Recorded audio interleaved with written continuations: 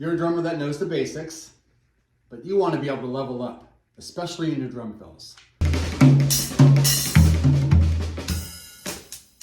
You want to be able to do some crazy sick fills on the drum set. So first, what we're going to do is do exercises on the practice pad to really hone your skills. So I'm going to show you the warm-up drill that will level you up big time. It's my favorite drill. Seriously, this is like my favorite exercise to do. I give all my students. So I bet you're able to do this.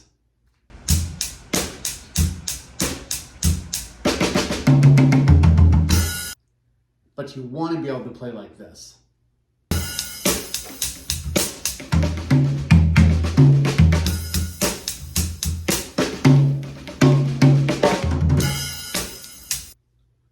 Really what this is all about is playing with dynamics and playing with expressiveness. When you're a beginner drummer, it's very challenging to be able to play with a wide range of dynamics and fluidity on the fly. This takes time. This exercise here, which is known as the 16th note grid, I'm going to break the 16th note grid down into just little exercises. The first thing that you need to do is to be able to distinguish between these two basic strokes.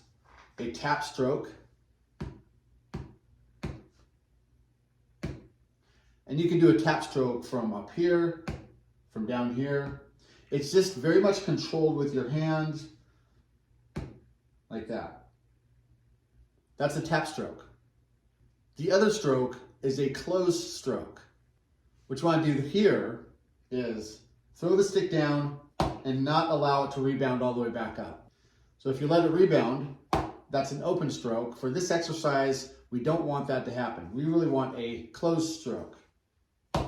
I do that by, right after the rebound, my fingers back here are catching the stick.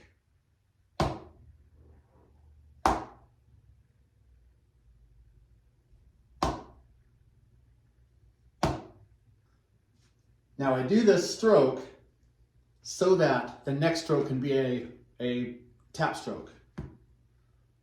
So now I'll show you the closed stroke followed by a tap stroke.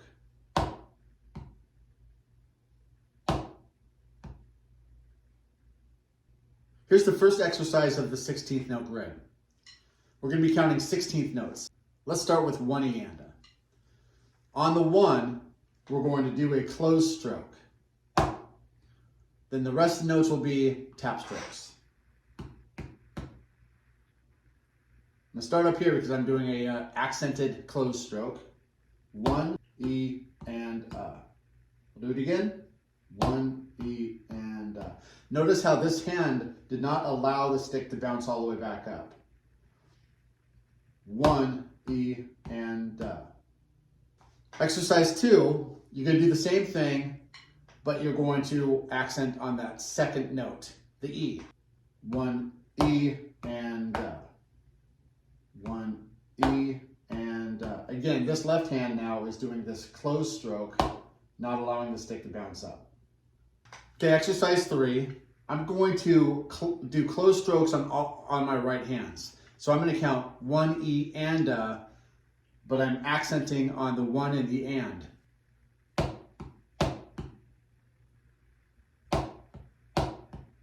So now the left hand. The left hand is going to be accenting on the E's and U's.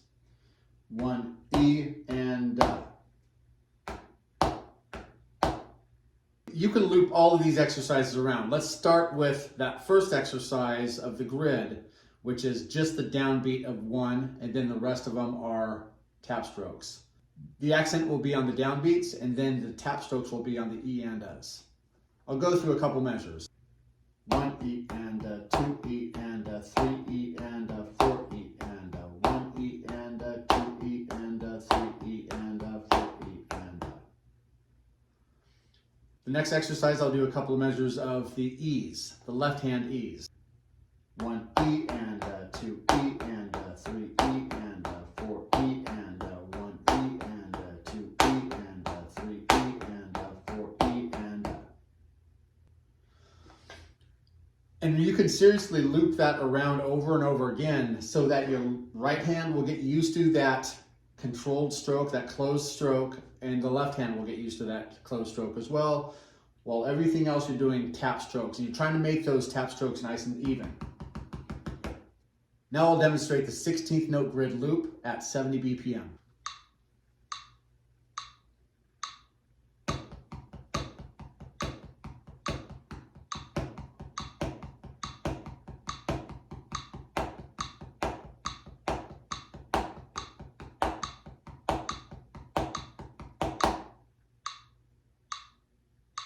Now I'll loop the grid with just my right hand's accenting, then it goes to my left hand's accenting.